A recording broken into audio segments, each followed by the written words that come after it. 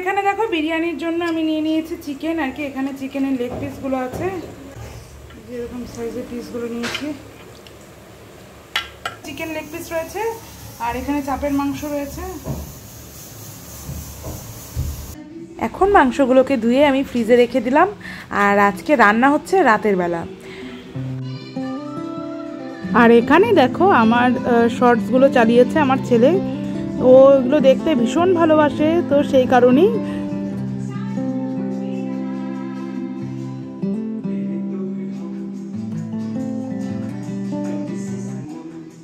Hello and welcome back to my channel. বন্ধুরা, তোমরা সবাই কেমন আছো? আশা করছি সবাই খুব ভালো আছো।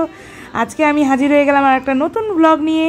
তো আজকেটা ব্লগ ঠিক না, একটু রেসিপি বেশি আছে আর কি। এখন দেখো বিকেল হয়েই এসছে আর আজকে দেখো আকাশটা একেবারে মেঘলা, মানে যখন তখন বৃষ্টি আসলো বলে।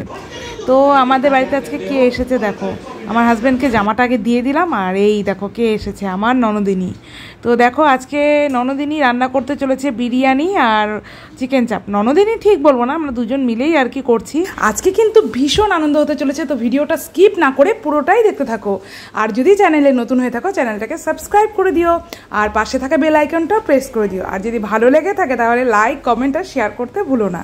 এখানে দেখো পেঁয়াজগুলো ঝিরিঝিরি করে কুচিয়ে নেওয়া হয়েছে, এটা দিয়ে বেরেস্তা বানানো হবে। আর ওখানে রয়েছে চাপের পেঁয়াজ আর এটা বিরিয়ানির মাংসের পেঁয়াজ। তো চলো, আর এখানে দেখো মাংসটা ম্যারিনেট করে রেখেছি আদা রসুনের পেস্ট দিয়ে, লবণ দিয়ে।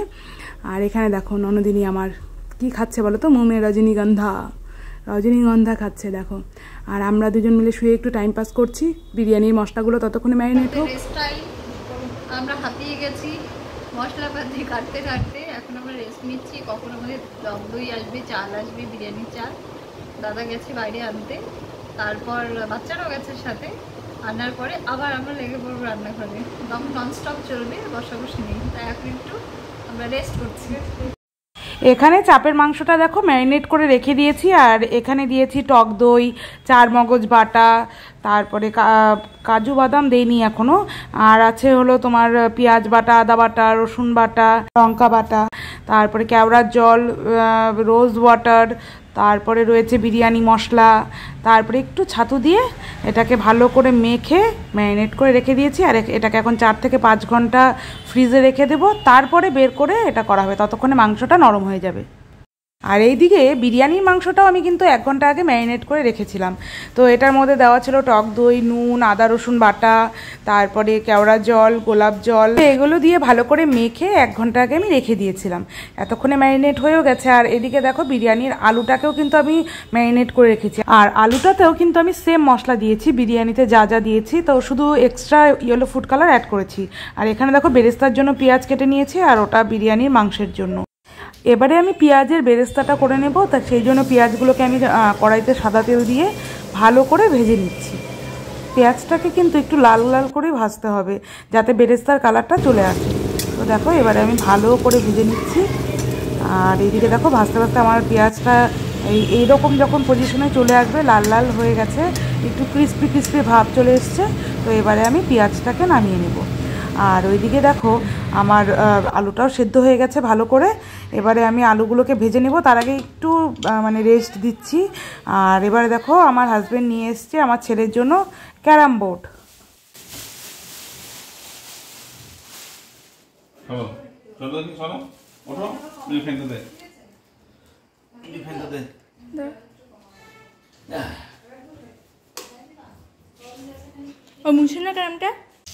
এইদিকে দেখো হাঁড়িতে আমি বিরিয়ানির জন্য গোটা গরম মশলা আর গোলমরিচ দিয়ে ভাতের জলটা বসিয়ে দিয়েছি।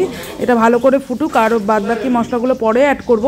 আর ডান দিকে দেখো আলুগুলো ভেজে নেওয়া হচ্ছে, তো আলুগুলো ভেজে নিয়ে তুলে রাখবো এবার। আর দেখো কিছুটা তেল কমিয়ে নিচ্ছি, কারণ আলুগুলো ভাজতে অনেকটাই তেল দিয়েছিলাম, যেহেতু ডুবো তেলে ভাজতে হয়, তো সেই জন্য এবার তেলটা কমিয়ে রাখছি। আর আলু সেদ্ধর যে জলটা ছিল প্রেশার কুকারে, তো সেটাকে ওই তেলের উপরেই দিয়ে দিলাম। আর এবারে জলটাকে ভালো করে ফুটিয়ে নেব। আর জলটা ভালো করে ফুটে উঠলে তারপরে ওর মধ্যে দিয়ে দেবো আলুটা, যেহেতু আলুটাও আবার জলটার সাথে একটু সেদ্ধ হবে। আর এখন দিয়ে দিচ্ছি দেখো এখানে কাজু বাদামের পেস্ট রয়েছে, তো কাজু বাদাম বাটাটাও দিয়ে দিলাম। আর কাজু বাদাম বাটাটা দিয়ে একটু ফুটিয়ে নিয়ে এবার আগে থেকে যে আলুগুলো ভেজে রেখেছিলাম সেগুলোকে দিয়ে দিলাম।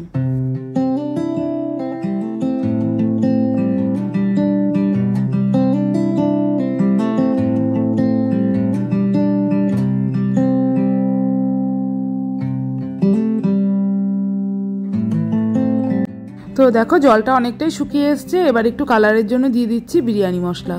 বিরিয়ানি মশলাটা দিলে একটু কালারটা ভালো হয়। তো যাই হোক, এবার ভালো করে ড্রাই হয়ে গেছে দেখো আলুটা। এবার উপর থেকে একটু বেরেস্তা ছড়িয়ে দিচ্ছি। ব্যাস, এবার আমাদের আলুর যে মানে বিরিয়ানির যে আলুটা সেটা একদম রেডি হয়ে গেল। এবার নামিয়ে নেব।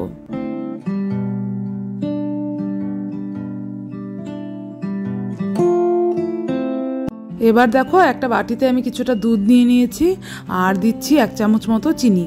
আর এবারে ইয়েলো ফুড কালারটা একটু দিয়ে দিলাম। আজকে যেহেতু ঘরে কেশর নেই সেই জন্য আর কি ইয়েলো ফুড কালারটাই আমি দিয়ে দিলাম। দিয়ে ভালো করে দেখো মিশিয়ে নিলাম। আর এবারে এটা রেখে দেবো একটা সাইডে। আর এখন বিরিয়ানির যে মাংসটা তো সেটাকে বসিয়ে দিচ্ছি। তার জন্য দেখো আগে থেকে কুচি করে রাখা পেঁয়াজগুলো দিয়ে দিলাম তেলের উপরে। আর হ্যাঁ বন্ধুরা, বিরিয়ানি আর চিকেন চাপটা কিন্তু পুরোটাই সাদা তেলে হচ্ছে, এখানে সরষের তেল কিন্তু ইউজ করা যাবে না।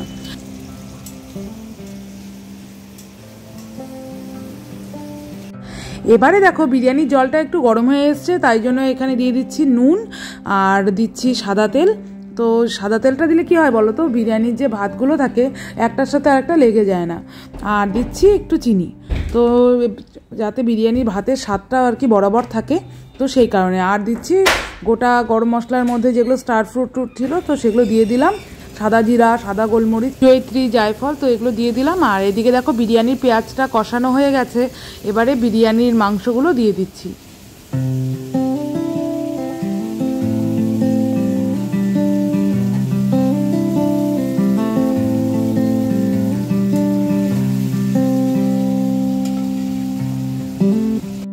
তো দেখো মাংসটা থেকে অনেকটাই জল ছেড়েছে, তো জলটাকে ভালো করে শুকিয়ে ভালো করে কষিয়ে নেব।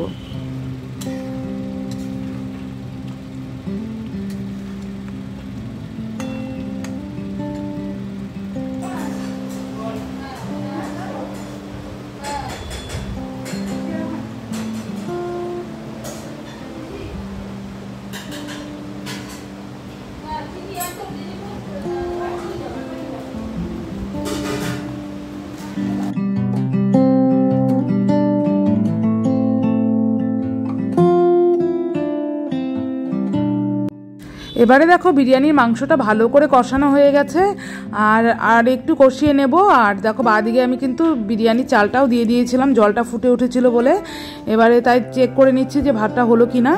আর এবারে দেখো বিরিয়ানির মাংসটাও নামিয়ে নেবো। আর হ্যাঁ, বিরিয়ানির মাংসটা কিন্তু কষানোর পরে তোমার ওপর থেকে একটু কেওড়া জল, একটু গোলাপ জল আর একটু বিরিয়ানি মশলা ছিটিয়ে দিয়েছিলাম। তো দেখো বিরিয়ানির মাংসটা দেখতে কিন্তু দারুণ হয়েছে। আর ওইদিকে দেখো আলুটাও রেডি হয়ে গেছে। এবার ভাতটা হয়ে গেলেই এবার বিরিয়ানির লেয়ারগুলো সাজিয়ে দেবো।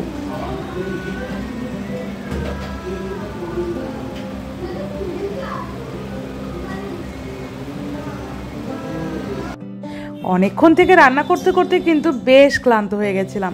সেই কারণে দেখো দুজন মিলে বসে একটু রেস্টও নিচ্ছিলাম, সাথে গল্পও হচ্ছিল। আবার আমার হাজবেন্ড একটু আগে নিয়ে এলো মটর ভাজার প্যাকেট, বড় প্যাকেট, তো সেটাই আর কি খাচ্ছিলাম।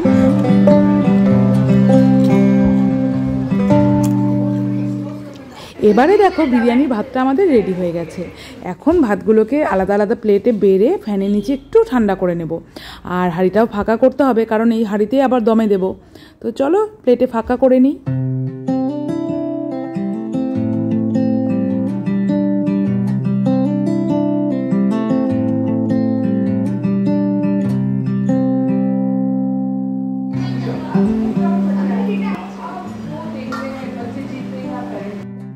এবারে সমস্ত জিনিসপত্র নিয়ে বসে পড়েছি।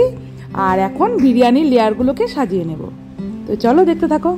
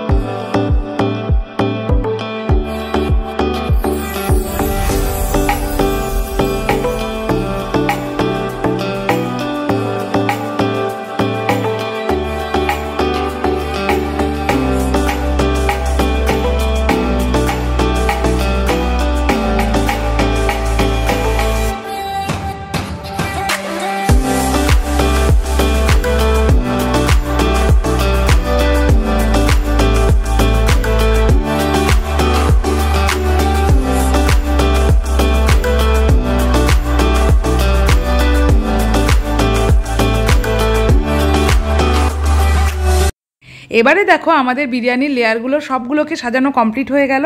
এবার তোমরা কাছে থেকে লুকটা একবার দেখো। এখনও তো দমে দেইনি, দেখেই মনে হচ্ছে দারুণ ইয়াম্মি হবে। আর এবারে দেখো একটা সসপ্যানে জল গরম করে এবার স্টিমটা কমিয়ে দিয়ে হাঁড়ির ঢাকনাটা বন্ধ করে দিলাম আর উপরে একটা শিলনোড়া চাপা দিয়ে দিলাম। আর এখন আমরা চিকেন চাপগুলোকে ভেজে নেব। চিকেন চাপটা রান্না করা হবে। আর চিকেন চাপগুলোকে আগে ভাজা হচ্ছে এই কারণেই, কারণ যেহেতু 4-5 ঘন্টা ম্যারিনেশনে ছিল, একেবারে মাংসগুলো নরম হয়ে যাচ্ছে। তো সেই কারণে মাংসগুলোকে যদি একটু ভেজে নেওয়া হয় তো হাড্ডি থেকে খুলে যাবে না। তো দেখো চিকেন চাপের মাংসগুলোকেও ভাজা হয়ে গেল। আর এবারে পুরোটা মাংসই আর কি করে নেব। আর জানো তো এদিকে এক্সাম শেষ বলে ভাই বোন সবাই মিলে নাচ করছে। চলো তোমাদেরকেও একটু চুপচুপ করে দেখিয়ে দিই।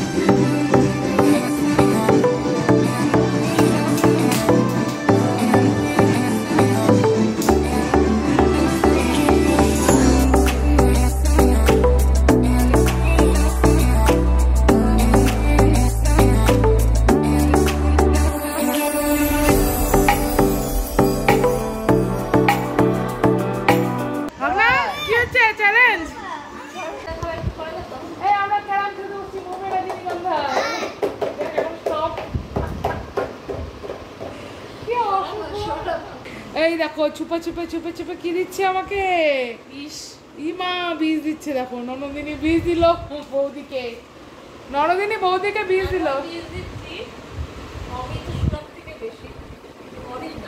বীজ মার যাও। হ্যাঁ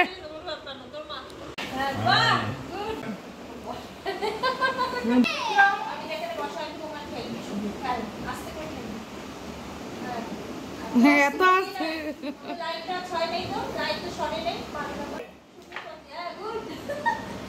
টুকলি মাছ পিসি।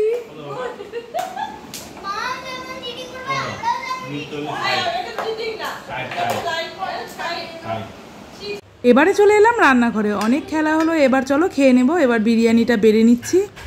আজকে রাতের ডিনারটা কিন্তু জমিয়ে হবে, বিরিয়ানি আর চিকেন চাপ।